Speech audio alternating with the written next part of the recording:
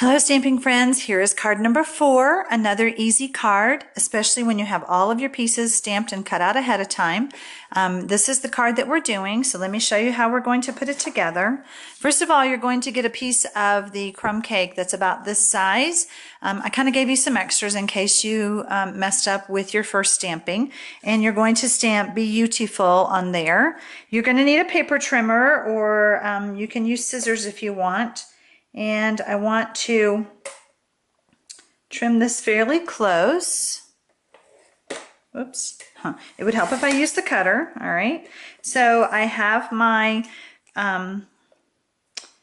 my piece. Then I'm going to take a pair of snips and come in. And so I've cut kind of down the middle, and then cutting in from the corners makes my little fantail here. And take that one, snip that off. Same thing on the other side, and actually that looks a little bit long, so I'm going to just give that a little snip. Come in with this, snip, snip, and there you have it. Okay? All right, so now we're ready to assemble our card. I already have my card base that I have cut and scored, and I'm going to take the basic black, layer that on, and I want it to be a little bit more up towards the top when I'm doing it so that you have more of the cardstock showing at the bottom. You're using the typeset paper, and both sides have something on it, so it doesn't really matter what side you use. Add some snail. Then go ahead and center that on there. I like having a nice small little border. It's kind of cute. All right, so now I want to do the Beautiful, and I want to take my bone folder and just kind of break down the fibers a little bit. I want it to have a bit of a curve to it, if you would. Then I will take my dimensionals. I'm going to add them to the back. Okay, remove the backing. Whoops.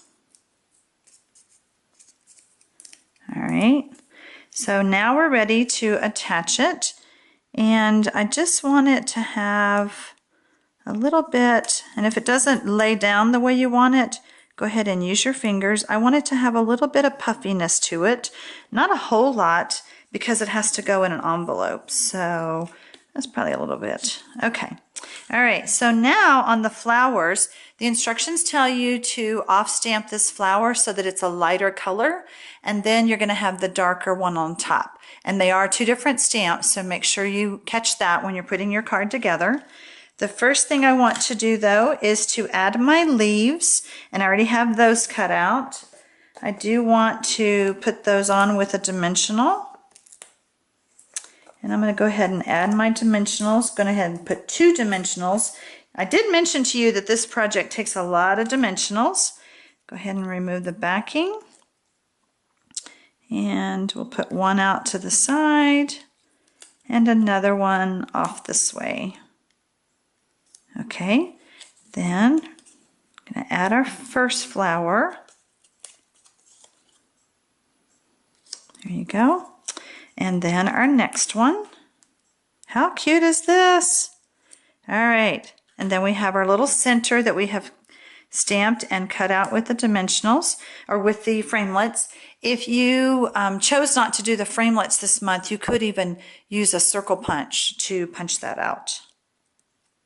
All right, ta-da! How cute is that? All right, stay tuned for card number 5.